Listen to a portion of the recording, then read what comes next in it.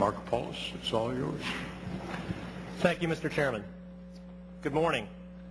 Thank you for inviting me here to testify before your committee today regarding my 9-year-long investigation into the Madoff Ponzi scheme. I would also like to recognize my congressman, Stephen Lynch, who is a member of the committee. I look forward to explaining to Congress today and the SEC's Inspector General tomorrow what I saw, when I saw it, and what my dealings with the SEC were that led me to this case being repeatedly ignored over an 8.5-year period between May 2000 and December 2008. First, I would like to extend my deepest sympathy to the many thousands of victims of this scheme. We know that many victims have lost their retirement savings and are too old to start over. We also know that others have lost medical services, community services, and scholarships provided by charities that were wiped out by the Madoff fraud. This pains me greatly, and I will do my best to inform you, the victims, about my repeated and detailed warnings to the SEC. You, above all others, deserve to know the truth about this agency's failings, and I will do my best to explain them to you today. You will hear me talk a great deal about over-lawyering at the SEC very soon. Let me say, I have nothing against lawyers. In fact, I brought 2 of my own here today. As today's testimony will reveal, my team and I tried our best to get the SEC to investigate and shut down the Madoff Ponzi scheme with repeated, incredible warnings to the SEC that started in May 2000 when the Madoff Ponzi scheme was only a $3 to $7 billion fraud. We knew then that we had provided enough red flags and mathematical proofs to the SEC for them where they should have been able to shut him down right then and there at under $7 billion. But, unfortunately, the SEC staff lacks the financial expertise and is incapable of understanding the complex financial instruments being traded in the 21st century. In October 2001, when Madoff was still in the $12 to $20 billion range, again, we felt confident that we had provided even more evidence to the SEC such that he should have been stopped at well under $20 billion. And again, in November 2005, when Mr. Madoff was at $30 billion, 29 red flags were handed to the SEC, and yet again, they failed to properly investigate and shut down Mr. Madoff's operation.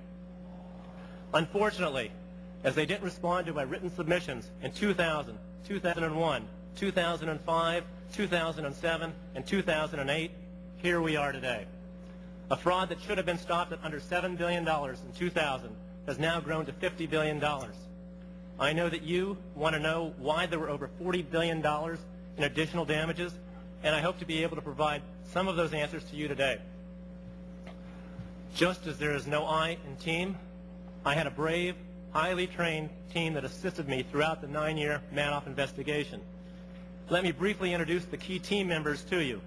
Neil Cello, Director of Research for Benchmark Plus, a $1 billion plus fund of funds, checked every formula, every math calculation, and every modeling technique, while also obtaining key financial statements and marketing documents from Madoff feeder funds.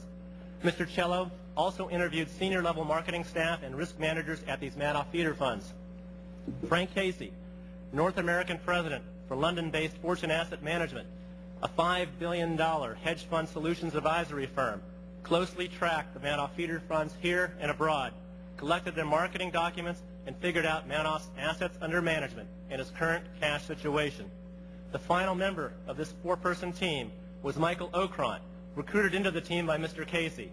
Mr. Ockrant was then an investigative reporter, institutional investor who made key contributions to the investigation. Mr. Ockrant was the only member of my team who ever met Mr. Madoff or stepped inside the Madoff operation. He conducted a key interview in April 2001. On May 1st, 2001, his publication, MAR Hedge, printed Madoff tops charts, skeptics ask how. It was an expose. It contained several red flags that the SEC ignored. These 3 gentlemen were my eyes and ears out into the hedge fund world, closely tracking who Madoff was dealing with and questioning the staff of the Madoff feeder funds to collect additional pieces of the puzzle. My Army Special Operations background trained me to build intelligence networks, collect reports from field operatives, devise lists of additional questions to fill in the blanks, analyze the data, and send draft reports for review and error correction to my team before submitting them to the SEC. In order to minimize the risk of discovery of our activities and the potential threat of harm to me, my team, and to our families, I submitted these reports to the SEC without signing them. Only a few key, trusted people at the SEC knew my name, and my name only, not those of my team. In order to compartmentalize the damage, if Mr. Madoff found out that we were tracking him, Mr. Madoff was already facing life in prison if he were caught, so he'd face little to no downside to removing whatever threat he felt we posed. At various points in time throughout these past 9 years, each of us feared for our lives. Each time any of us collected information, we took risks, and fortunately for us, we were not discovered. I'd also like to recognize Ed Mannion of the Boston Regional Office of the SEC. He was my constant confidant throughout the past 9 years. If not for his encouragement and bravery, I would have quit the investigation after my second submission, which was in October 2001.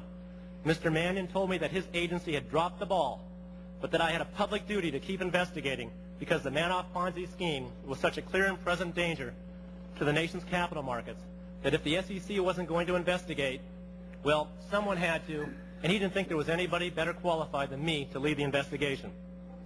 Mr. Madoff kept taking the case to his superiors at the SEC, and he kept getting ignored because he was not a securities lawyer, only a chartered financial analyst with 25 years of trading and portfolio management experience in the industry. Sadly, the SEC distrusts anyone with industry experience. I am very surprised that the SEC did not fire Mr. Mannion for his constant pestering about Mr. Madoff. The SEC to this day holds against him the fact that he kept bringing this case to their attention, and I believe he would be fired if he ever went public and told investors how strong an advocate he was on their behalf. Boston Branch Chief Mike Garrity was the other SEC official who distinguished himself during the case. In October and November 2005, he examined my evidence, investigated, and found irregularities, vouched for my credentials, and put me in touch with the appropriate SEC staff in the New York regional office. Since Mr. Madoff's operation was located in New York City, the New York regional office had jurisdiction. In 2000, Mr. Mannion warned me that relations between the New York and Boston regional offices was about as warm and friendly as the Yankees-Red Sox rivalry, and that New York does not like to receive tips from Boston.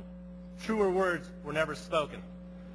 There was no centralized office of the whistleblower in Washington, staffed with industry professionals who knew how to determine if whistleblower complaints being submitted were credible and of sufficient quality to merit immediate investigation. Instead, I had to go through the Boston SEC regional office, which had to forward me to the New York regional office. Unfortunately, these two offices did not get along, and I wasn't able to go directly to the SEC's headquarters in Washington and have them referee and lead this entire process. Regional turf battles definitely played a part, a determining factor, in fact, in how disastrous this case was handled by the SEC. In April 2008, I went to the SEC's Director of Risk Assessment with this case and got no response. I told the SEC exactly where to look, providing them with a long series of clear warnings that any trained investment professional would have immediately understood.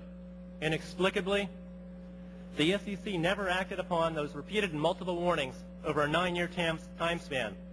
As my formal written testimony makes clear, the SEC is over-lawyered and has too few staff with relevant industry experience and professional credentials to find fraud, even when a multi-billion-dollar case is handed to them on a silver platter.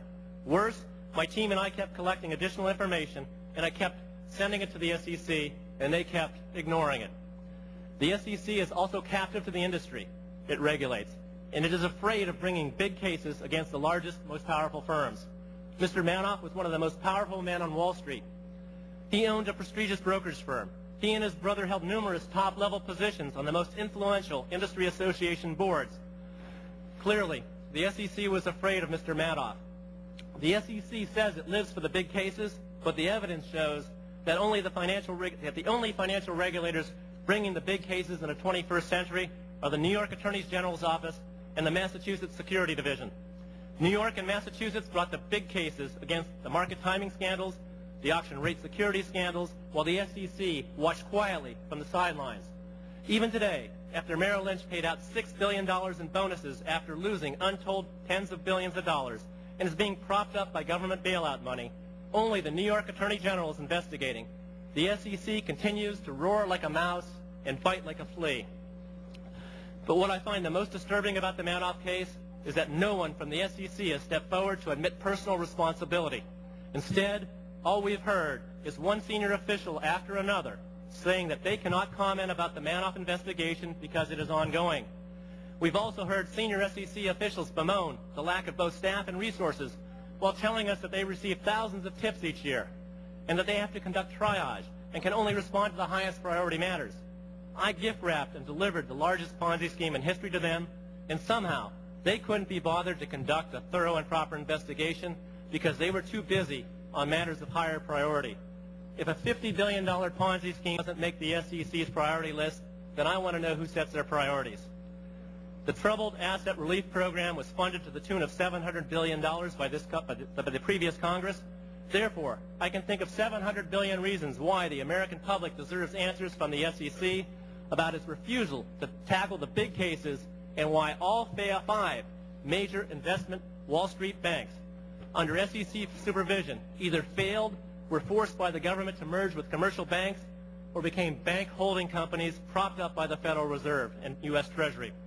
When an entire industry that you were supposed to be regulating disappears due to unregulated, unchecked greed, then you are both a captive regulator and a failed regulator. You have no excuses, but you darn well have a lot of explaining to do to the American taxpayers, and you darn well better be apologizing to the Madoff victims. The incoming SEC chairwoman needs to come in and clean house with a wide broom. The SEC needs new senior staff because the current staff has led our nation's financial system to the brink of collapse. They ignored the rating agency scandals. They allowed the investment banks to engage and package and sell toxic subprime securities to investors. They ignored auction rate securities and allowed these toxic securities to be sold to investors. They ignored mutual fund market timing until embarrassed by state regulators into acting, and they ignored the Madoff Ponzi scheme. They haven't earned their paychecks, and they need to be replaced. This concludes my oral testimony. Thank you, Mr. Chairman. Thank you very much, Mr. Markopolos. And now we'll open it to questions. I'll take the first section. Those are pretty